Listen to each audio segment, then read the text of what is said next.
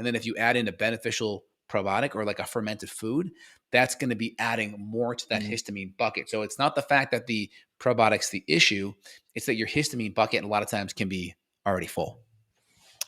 Yeah, and histamine is like a big deal. Other sort of like probiotic foods, right? So like the sauerkraut or the kimchi, kombuchas, kefirs, those are also can cause some issues with that as well. But yeah, it's the gut is oftentimes a tricky subject for a lot of people as we kind of try to help those things out. And prevalently, people think I just take a probiotic and I'm going to be good to go.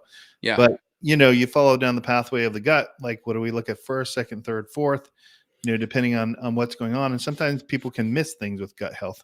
And so that's another big piece of it. Like, for example, if you got indigestion consistently, right? Maybe it's tearing up your pipe ways. And if we have that inflammation there, we need to take care of that first and foremost before we start looking down further into the gut.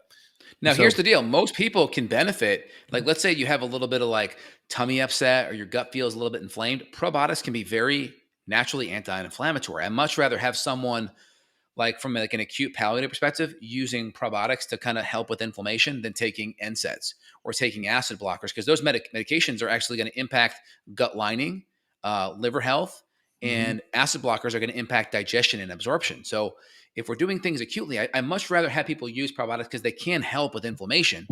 But if you're having side effects, what does that mean? I want people to think like one step ahead of what that actually means. And then what can you do about it? Once you understand the physiology and the biochemistry, symptoms go downstream from physiology and Mhm. biochemistry. When things aren't functioning optimally with the biochem and the physiology, then we have side effects with bloating, acid reflux, constipation, motility, soft stools, malabsorption. All those things spiral from that.